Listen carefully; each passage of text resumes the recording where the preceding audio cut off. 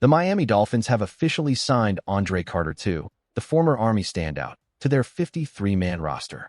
With Jaylen Phillips being traded to the Philadelphia Eagles at the deadline, Miami suddenly had a major need at edge rusher, and they're filling that gap with a young, hungry defender who's been waiting for his shot. Carter's story is one of pure perseverance. He went undrafted in the 2023 NFL Draft, yet his college production was impossible to ignore. During his time at Army, he was nothing short of dominant, one of the most feared pass rushers in the entire country. Before we dive deeper, don't forget to subscribe to the channel, like this video, and share it with your friends. And of course, hit the bell icon so you never miss an update on everything happening across the NFL. Now, back to Carter, a player who's traveled quite a road in just a short time. He started with the Minnesota Vikings, spending the 2023 season on their active roster before being waived and moved to their practice squad. The Las Vegas Raiders later picked him up for a stint, and most recently, he was grinding on the Detroit Lions practice squad before Miami brought him in. Carter's college numbers tell the story of a relentless competitor: 21 sacks in 37 games, including an incredible 16.5 sacks season in 2021, which led all of college football.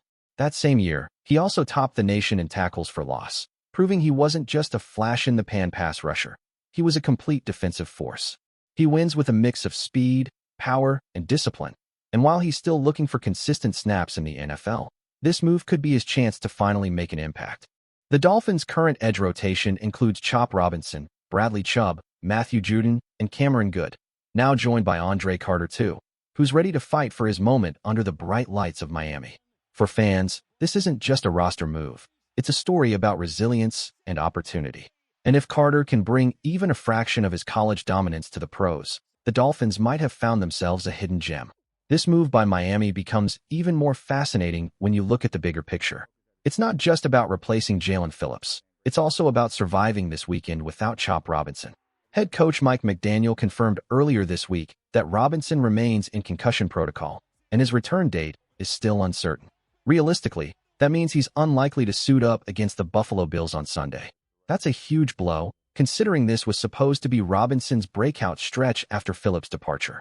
He was only playing around 37% of defensive snaps this season, but that number was expected to climb past 60% once he took over a larger role. Without him, Miami's defensive line is in a tough spot heading into one of their biggest divisional matchups. The signing of Andre Carter II helps fill a hole, but it's clear the Dolphins aren't done making moves at edge rusher just yet. If Miami knew Robinson wasn't going to play this week, they could have elevated Quentin Bell from the practice squad temporarily. He still has one of his 3 yearly elevations available. But by signing Carter from another team's practice squad, the Dolphins might be thinking long-term depth, not just a one-week fix. And once Robinson returns, it's possible Miami could shuffle things again, potentially waiving Carter and promoting Bell full-time to the 53-man roster. Looking ahead to this Sunday, it's expected that Bradley Chubb and Matthew Judon will be the starting edge rushers. But let's be honest, both have struggled to consistently pressure quarterbacks this season, and Josh Allen won't make their job any easier. The Bills' offense can break games open fast, and Miami's defense will have to dig deep to keep pace. Meanwhile, there's been plenty of noise around Bradley Chubb and trade rumors leading up to the deadline. But according to reports, the Dolphins stayed transparent with him and his agent, keeping him informed every step of the way. In the end, Miami decided to keep him for the remainder of the season, signaling that despite the uncertainty, they still believe he's a key piece of this defense. There's one reality Dolphins fans need to prepare for: Bradley Chubb will almost certainly not be in Miami next season. His contract carries a massive $31 million cap hit, and if the team releases or trades him after June 1st, they'd save around $20 million against the cap, with only $10 million in dead money. With a new front office and coaching staff expected to make major offseason changes, there's virtually no scenario where Chubb stays in South Florida beyond this year. Still, keeping him around for the rest of this season makes sense. With Jaylen Phillips already gone and Chop Robinson injured, removing Chubb now would leave Miami's edge group dangerously thin, featuring just Robinson and Matthew Judon, plus a handful of unproven backups. That would be one of the least experienced edge units in the entire NFL. Chubb's presence gives this defense something it desperately needs: veteran leadership. He's a team captain, a voice in the locker room, and a mentor to the younger guys learning the ropes. No, it won't magically turn this into a playoff season, but it keeps the team steady and focused through the grind. Speaking of the grind, the injury situation continues to mount. Alongside Chop Robinson, Miami's latest injury report lists 4 players who didn't practice on Wednesday ahead of Week 10's matchup against Buffalo. 2 of them are key defensive backs, Rasul Douglas, who's dealing with a foot and ankle issue, and Ifeatu Melifonwu, nursing both thumb and foot injuries. Add in Ashtyn Davis, who's also banged up, and suddenly Miami's defense looks worryingly thin in multiple spots heading into a divisional showdown against one of the league's most explosive offenses. The Dolphins are limping into this matchup, both literally and figuratively. But this team has shown resilience before, and for players like Chubb, these final games might be about more than just wins or losses. They're about pride, leadership, and proving that even in a season full of setbacks, the fight never fades. Miami's latest injury report paints a concerning picture for this week's showdown. Bradley Chubb remains limited with a foot injury, while Ashtyn Davis is battling a quad issue that kept him partially sidelined in practice. Alec Ingold, who left Thursday night's game against the Ravens with an ankle injury, was also limited, meaning there's still a chance he suits up on Sunday. Julian Hill and Zach Sealer were limited as well. Tomorrow's practice will be the key indicator. If players like Rasul Douglas or Ifeatu Melifonwu remain out on Thursday after missing Wednesday, the odds of them being ready for Sunday are almost zero.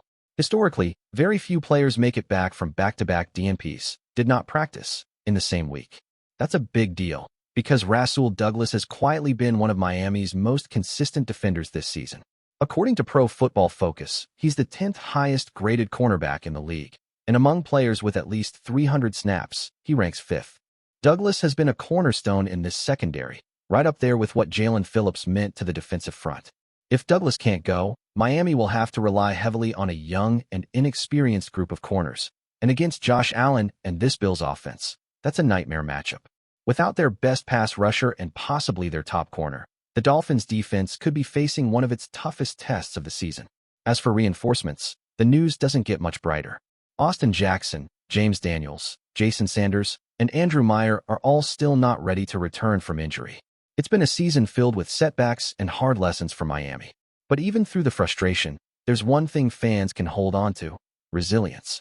These final weeks may not be about playoff dreams, but they're about pride, growth, and seeing who's ready to fight for the future of this franchise. Most of these injured Dolphins players have been sidelined since Week 1, some even longer. Austin Jackson has missed over 2 months with a lingering toe injury, while James Daniels has been dealing with a torn pec since the opener. Every week, fans keep asking if they'll return, and every week, the answer remains the same: maybe soon. But at this stage of the season, it might not even be worth it. With the team sitting near the bottom of the standings and playoff hopes all but gone, rushing anyone back could do more harm than good.